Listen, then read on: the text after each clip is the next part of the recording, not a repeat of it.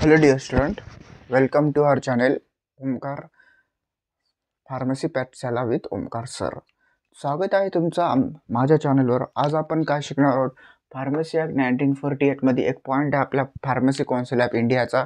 तो म्हणजे आपला हेच आहे S1 असा सेक्शन केलं आपण.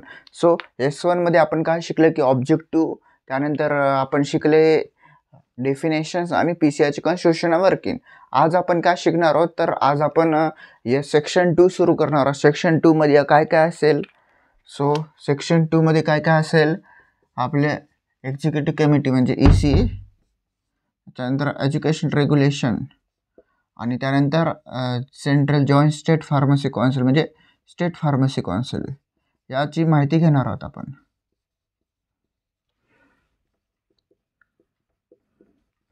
सो आजच्या लेक्चरमध्ये आपण EC आणि ER म्हणजे एक्झिक्युटिव्ह कमिटी आणि ER काय असते याच्या संदर्भी माहिती घेणार आहोत. सो तुम्ही लक्ष द्या. आपल्या लेक्चरमध्ये आज आपण एक्झिक्युटिव्ह कमिटी ही एक अशी कमिटी आहे जी की आता आपल्याला व्हाईस प्रेसिडेंटचं इलेक्शन कसं असते त्या संदर्भात माहिती देणार आहे. सो एक्झिक्युटिव्ह कमिटी जी म्हणतो आपण, सो याच्यामध्ये पण काय असते की प्रेसिडेंट पहिले असते,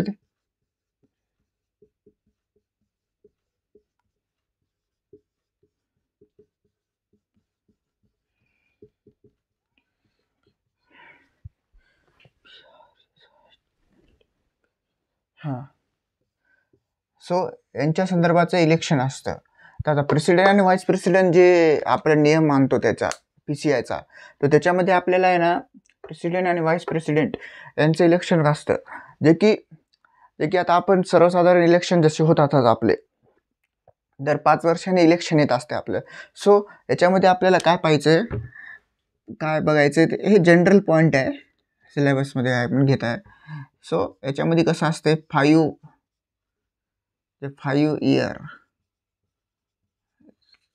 इयरसाठी ह्यांनी आपल्या याला असते ते 5 वर्षापेक्षा जास्त पण नाही आणि 5 वर्षापेक्षा कमी पण नाही, हा तो कारभार सांभाळत असतात हे 2 लोक. आणि नंतर 5 वर्ष झाल्यानंतर ही तर जे अपॉइंट होते, आता समजा 2025ला समजा इलेक्शन झाले PCIचे, तर 2030 पर्यंत या 5 वर्षाच्या काळामध्ये प्रेसिडेंट आणि व्हाईस प्रेसिडेंटला आपला काम पाहावं लागतं. यांना 5 पेक्षा जास्त नाही आणि 5 पेक्षा कमी पण आपण इलेक्शन ठेवूच शकत नाही. त्यानंतर आपल्याला मेन म्हणजे कसं असतं याच्यामध्ये की इलेक्शन कसं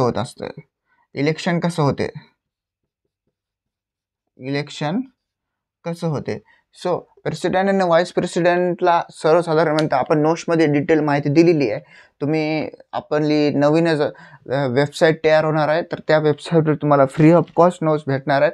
तरी पण तुम्ही मी जसं आपली वेबसाईट तयार होईल आपण तिथं सगळ्या गोष्टी अपडेट करेल. वेबसाईट जर आपली झाली नसेल तर आपण मग टेलिग्राम चॅनल काढले, टेलिग्रामवर सगळ्या प्रकारच्या नोट्स आपण PDF किंवा PPT फॉर्ममध्ये देतील आणि एवढं आणि सर्व गोष्टी आपण फ्री ऑफ कॉस्ट देत आहोत, तरी तुमचा सपोर्ट असू द्या.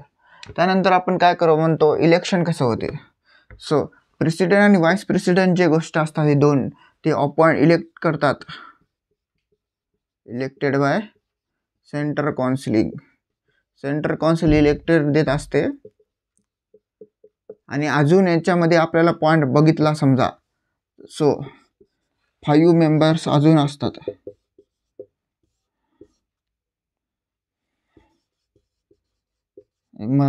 अक्षरात अंकात दोन्ही पण आहे.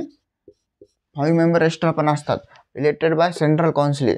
व्हाईस प्रेसिडेंट आणि प्रेसिडेंटच्या दृष्टिकोनातून जर आपण विचार केला समजा, सो इलेक्टेड बाय सेंट्रल काउन्सिलिंगला इलेक्ट करत असते.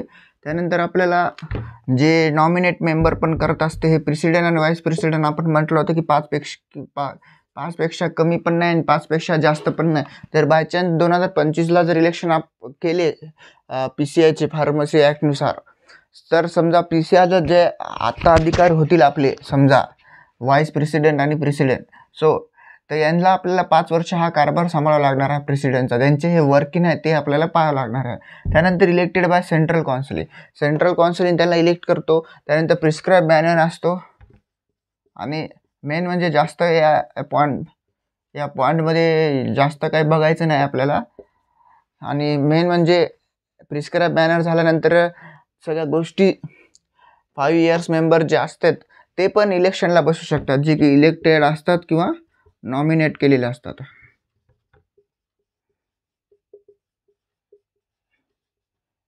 या दोन्ही पण गोष्टी होऊ शकतात. सो याच्यामध्ये एवढंच आहे आपल्याला. आता आपल्याला नेक्स्ट म्हणजे काय शिकायचं आहे की एज्युकेशन रेग्युलेशन काय आहेत. सो एज्युकेशन रेग्युलेशनमध्ये आपलं नेक्स्ट पॉईंट कोणता आहे, एज्युकेशन रेग्युलेशन्स मोस्ट इम्पॉर्टंट आहे. आपण सेक्शन 1मध्ये जे PCIचे कॉन्स्टिट्यूशन अँड फंक्शन पाहिले होते, त्या कॉन्स्टिट्यूशन अँड फंक्शनमध्ये आपण एक गोष्ट लक्षात घेतली होती. ती काय होती की एज्युकेशन रेग्युलेशन जो आपल्याला सोप्या पद्धतीने सांगायचं म्हणलं, जे आपण फंक्शन बघितले होते, फंक्शन त्यातलेच आपल्याला काही 1-2 फंक्शन उचलायचे आहेत. सो एज्युकेशन रेग्युलेशन म्हणजे काय असते, तर समजा आता कसं असते, तर आता आपली pharmacy council of India pharmacy act आपण शिकवत आहोत. तर फार्मसी ॲक्टमध्ये आपल्याला PCI एक मेन गोष्ट आहे ती सेंट्रल काउन्सिल आहे, जी की आपल्याला रजिस्ट्रेशन प्रोव्हाइड करते आणि त्यानंतर विविध प्रकारचे आपल्याला फॅसिलिटीज देत असते. त्यासाठी आपल्याला काही एज्युकेशन रेग्युलेशन असते, तर त्यांचं काही मिनिमम क्वालिफिकेशन देत असते की आपल्याला रजिस्टर फार्मसिस्ट बनण्यासाठी किंवा मग आपल्याला सेंट्रल काउन्सिलिंग बनण्यासाठी अशा विविध प्रकारच्या आपल्याला काही फॅसिलिटी देतात. त्यामध्ये आपण रजिस्टर फार्मसीसाठी मिनिमम क्वालिफिकेशन काय असते, त्यांची प्रोसिजर काय असते, एज्युकेशन रेग्युलेशन कशात अंडर येतो, या गोष्टी सर्व आपल्याला माहिती घ्यायची आहे. त्यानंतर फर्स्ट ऑफ ऑल लक्ष द्या इकडं.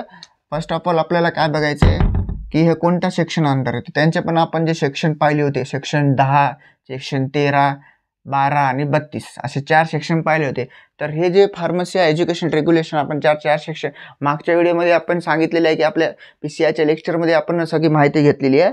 तर त्याच्यामध्ये आपण असं सांगितलं आहे की सेक्शन 4 प्रकारचे सेक्शन पडत असतात. सेक्शन 10मध्ये एज्युकेशन रेग्युलेशन येतो.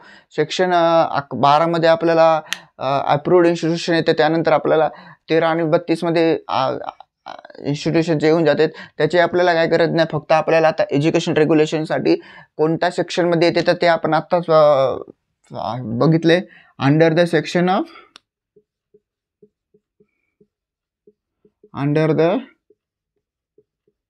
Section 10 of pharmacy act.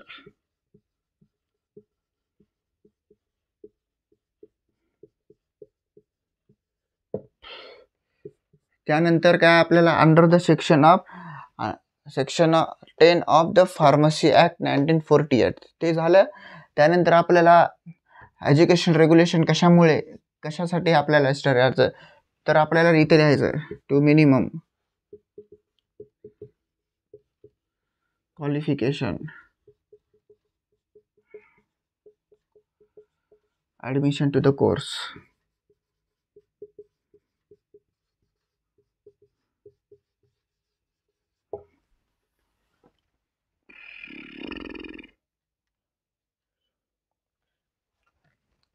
So admission to the course आपल्याला कसं असतं, डी फार्मसीच्या बेसवर असू शकतं.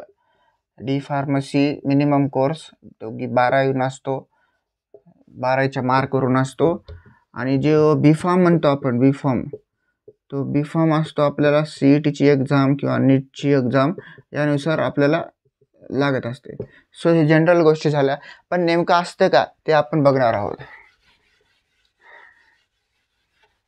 सो मिनिमम स्टँडर्ड एज्युकेशन प्रिस्क्रायबिंग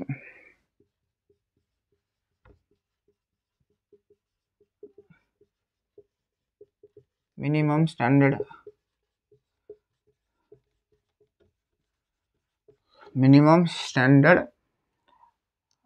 जे असते आपली मिनिमम स्टँडर्ड कशासाठी, qualification as a register pharmacy.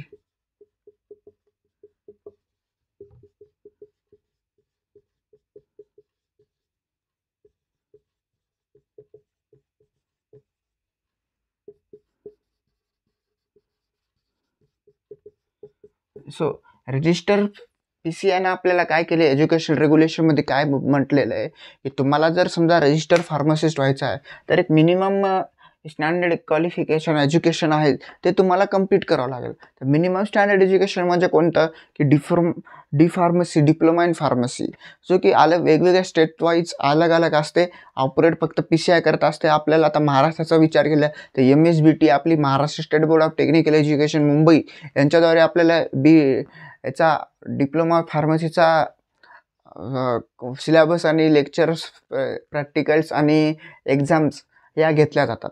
त्यानंतर आपल्याला काय बघायचे की रजिस्टर फार्मसिस्ट होण्यासाठी का मिनिमम कोर्स डिप्लोमा ठेवला आहे, कारण की डिप्लोमा शॉर्ट टर्म कोर्स आहे. फार्मसीमधला बेसिक म्हणजे 2 वर्षाचा कोर्स आहे. तर ते सर्व गोष्टी आपल्याला बघायच्या आहेत. सो नेक्स्ट पॉईंट कोणता आपला, सो एज्युकेशन रेग्युलेशनमध्ये काय पॉईंट पाहणार आहोत आपण, जे की बोर्डवर लिहिलेले आहेत आपण. सो फर्स्ट ऑफ ऑल आपण काय पाहणार आहोत की आपण जे म्हटलं होतं की काही PCIचे सेक्शन पडतात. त्याच्यामध्ये आपल्याला पहिला सेक्शन आहे द फार्मसी ॲक्टचा सेक्शन जे आहे under the section of 10 of Indian pharmacy act 1948. So पहिलं काय आहे, under the section 10 of pharmacy act, point लिहून टाकायचा. त्यानंतर काय, minimum qualification for admission to the course. मी सांगितलं तर minimum qualification for admission to the course, त्याला काहीतरी मिनिमम क्वालिफिकेशन ॲडमिशनसाठी दिलेलं आहे त्या कोर्स. त्याच्यानंतर काय, nature and period of course of study, म्हणजे त्यांचं जे नेचर आणि पिरियड दिलेला आहे ते जे आपल्याला कंप्लीट करायचं आहे. म्हणजे त्यांचं जे क्रायटेरिया, आपण सरळ सोप्या भाषेत म्हणतो का, त्यांचं जे एज्युकेशन क्रायटेरिया आहे त्या गोष्टीची आपण माहिती घेतलो. त्यानंतर ते दिलेलं आहे, आपण बघणार आहोत कोणता आहे. त्यानंतर कोर्स ऑफ स्टडी, म्हणजे त्यांची जी स्टडी दिलेली आहे त्या स्टडीमध्ये आपल्याला काय आहे ते पाहायचं आहे. त्यानंतर मग आपले द सब्जेक्ट ऑफ एक्झामिनेशन, म्हणजे काय म्हणते ते बघा, नेचर अँड पिरियड. सो काय म्हणले, द सब्जेक्ट ऑफ एक्झामिनेशन, म्हणजे जो सब्जेक्टची आपल्याला एक्झामिनेशन दिलेली आहे, म्हणजे आता कोणते सब्जेक्ट ते आपण बघितले होते इलेक्टेड मेंबरमध्ये PCIच्या कॉन्स्टिट्यूटमध्ये, फार्मास्युटिकल केमिस्ट्री, फार्मासिटिक्स, फार्माकोलॉजी, हे सर्व विषयांची जे सब्जेक्टची एक्झामिनेशन आणि त्यांचे जे स्टँडर्ड अटेंड टू डेअरिंग, म्हणजे ते स्टँडर्ड अटेंड करून त्याची डेअरिंग करायची. त्यानंतर आपल्याला nature and periods of course of स्टडीचे पिरियड्स लक्षात घ्यायचे. त्यानंतर मिनिमम क्वालिफिकेशन काहीतरी असेल आपलं, म्हणजे D pharmacy for admission to the course, म्हणजे ॲडमिशन घेण्यासाठी त्या कोर्सला पाहिजे, त्या कोर्सची फॅसिलिटी आहे. हा जो एज्युकेशन रेग्युलेशन नवीन आलेले आहेत ते 2020, याच्यामध्ये सगळे एक्झाम पॅटर्न चेंज झालेले आहे. आधीच्या काळामध्ये आम्ही जी दिलेली आहे ती 1991ची होती, पण आता जी आली 2020ची आली. सो आता आपल्याला 1991ची तर गरज नाही, पण 2020मध्ये काय काय बदल झाला याची पण आपण पुढच्या लेक्चरमध्ये माहिती घेणार आहोत. सो आता नेक्स्ट पॉईंट काय आपला, सो आता आपल्याला काय पाहिजे की एज्युकेशन रेग्युलेशनमध्ये उरलेले 3, जर आपण मागच्या 3 पॉईंटमध्ये की nature off period of course, म्हणजे कोणते नेचर आणि पिरियड्स असू शकतात सो इथं लिहिले बघा, nature and periods training to be, ज्यांची नेचर ऑफ ट्रेनिंगची ट्रेनिंग असते undertaken completion of regular course. म्हणजे कसं असते, डिप्लोमा फार्मसीचे जे सेकंड इयरचे आपल्याला समजा पेपर झाले आणि त्या पेपर झाल्यानंतर आपल्याला रिझल्ट लागेपर्यंत आपल्याला कॉलेजवाले, इन्स्टिट्यूटवाले म्हणतात की कुठेतरी ट्रेनिंग करा, तुम्हाला ट्रेनिंगसाठी पाहिजे. सो तर ट्रेनिंग कुठं करायची ते बघा तुम्ही. तर आपल्याला ट्रेनिंग कोणत्या असते, नॉट लेस दॅन 500 आवर, 500 घंट्यापेक्षा कमी नाही, आणि 3 महिन्यापर्यंत ट्रेनिंग घ्यायची आपली. म्हणजे 500 घंटे झालेच पाहिजे आपले 3 महिन्यामध्ये कव्हर. म्हणजे दिवसाला जर आपण असंच कॅल्क्युलेशन काढलं तर 5 ते 7 घंटे डेली आपल्याला मेडिकलवर काम आहे. त्यानंतर कसं आहे आपल्याला माहिती आहे का, ती ट्रेनिंग आपण कुठं करू शकतो, ते म्हणजे आपल्या इन्स्टिट्यूशनमध्ये करू शकतो. कम्युनिटी फार्मसी म्हणजे आपले रिटेल शोल किंवा होलसेलर किंवा मग हॉस्पिटलला अटॅच असणारे मल्टीस्पेशालिटी हॉस्पिटलला असणारे हॉस्पिटल फार्मसी इत्यादी, म्हणजे जे आपल्याला सेंट्रल काउन्सिल अपॉइंट करेल, परवानगी देईल, तिथे आपल्याला करता येते. आपल्या मनानं पण करता येते, पण जे रिकॉग्नाइज सेंट्रल आणि म्हणजे आता कसं हे असते आपलं हॉस्पिटल फार्मसी, त्यानंतर मग आपल्याला कम्युनिटी फार्मसी जे रिटेल आणि होलसेलर्स असते, त्या रिटेल आणि होलसेलरमध्ये आपल्याला पण पण ट्रेनिंग करता येते.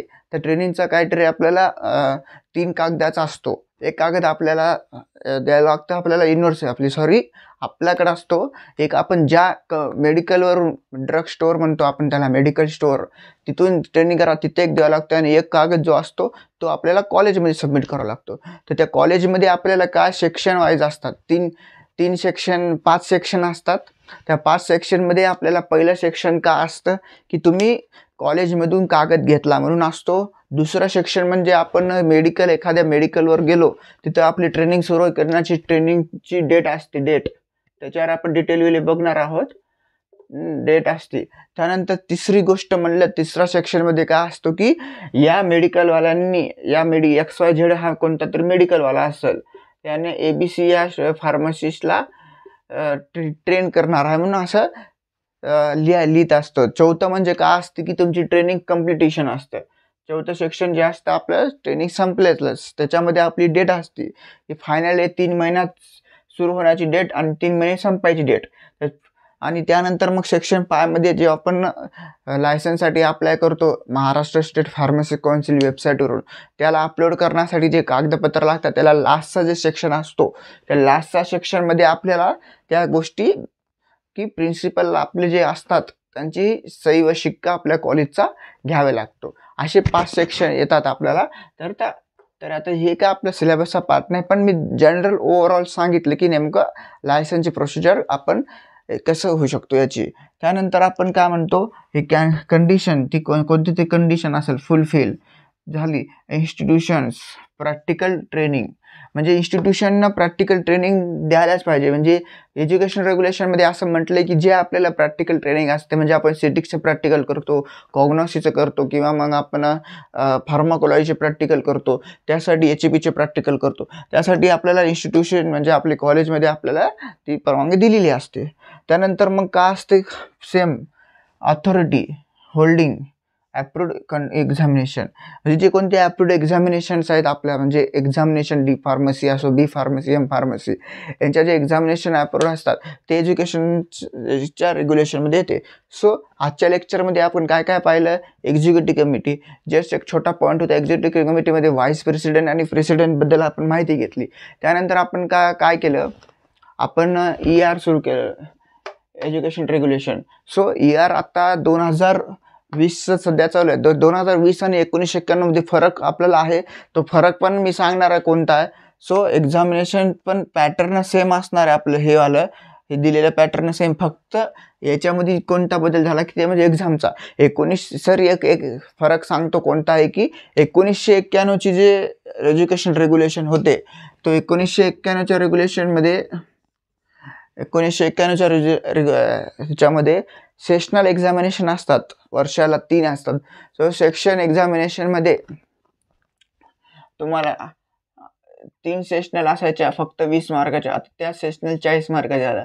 विषय पहिले सिटिक्स 1 होतं, सिटिक्स 2 होतं, पण आता 61-2 कंबाईन झाले. तर ते कोणते विषय आहेत ते आपण बघणार आहोत. फार्मास्युटिकल ज्युरिस्प्रुडन्स नाव होतं पहिले 1991च्या एज्युकेशन रेग्युलेशनच्या सिलेबसमध्ये, पण 2020च्या सिलेबसमध्ये आपल्याला नाव आलेलं आहे फार्मसी लॉ एथिक्स, जे आपण शिकत आहे. सिलेबस काहीच फरक नाही, सेमच आहे, फक्त थोडे नाव खालीवर झालेत. काय आहे ते आपण त्याच्यावर डिटेल व्हिडिओ बघणार आहोत. सो आजच्या लेक्चरमध्ये एवढंच. तुम्हाला जर व्हिडिओ आवडला असेल तर एक गोष्ट सांगायची आहे की आता आपण उद्याच्या लेक्चरमध्ये काय पाहणार आहोत, तर स्टेट फार्मसी काउन्सिलिंग आणि हे जे ॲप्रूव्ड पेसेस असतात याचे, या पॉईंटचे, ते ॲप्रूव्ड पेसेस आपल्याला कुठं काय करतात याच्याबद्दल माहिती घेणार आहोत. नंतर आपल्याला रजिस्टर फार्मसिस्ट काय असते, त्यानंतर आपल्याला फर्स्ट रजिस्टर, रिमूव्ह रजिस्टर काय झालं, त्याच्यानंतर ऑपरेशन्स पेनल्टी. एवढं झाल्यानंतर आपण MCQची सिरीज सुरू करणार आहोत. 50 MCQची आपण बनवणार आहे. त्या 50 MCQमध्ये आपण प्रयत्न करणार आहोत. आणि मेन गोष्ट म्हणजे सेमिस्टरच्या विद्यार्थ्यांसाठी आणि D फार्मसीच्या विद्यार्थ्यांसाठी आपण IMP क्वेश्चनची सिरीज काढणार आहे. प्रत्येक टॉपिक नंतर आपल्याला IMP क्वेश्चन्स आणि IMP MCQ multiple choice question या प्रकारचे आपण घेणार आहोत. MCQ आणि आपण जे आत्ता म्हटलो होतो की IMP क्वेश्चन, हे 2 ज्या गोष्टी आहेत त्या गोष्टी आपण PPT स्वरूपात घेणार आहोत. आणि याच्यातला जर तुम्हाला काही जर समजत नसेल तर कमेंट बॉक्समध्ये सांगा. आपण PPT फॉर्मॅट मध्ये पण या गोष्टी एक्सप्लेन करणार आहोत, त्यामुळे तुम्हाला चांगल्या प्रकारे समजता येईल. सो आजच्यासाठी एवढंच. तुम्हाला जर व्हिडिओ आवडल्यास तुम्ही लाईक, शेअर आणि सबस्क्राईब करा आणि माझ्या चॅनेलला शेअर करा, जेणेकरून खूप सारे विद्यार्थ्यांना आपला व्हिडिओ दिसेल. आपल्या एकदम मराठी भाषेमध्ये व्हिडिओ असणार आहेत. जरी तुम्हाला जर हिंदी भाषेत जर व्हिडिओ हवा असेल तर कमेंट बॉक्समध्ये करा आणि खालचा बेल आयकॉनला दाबायला विसरू नका. आजच्यासाठी एवढेच. थँक्यू.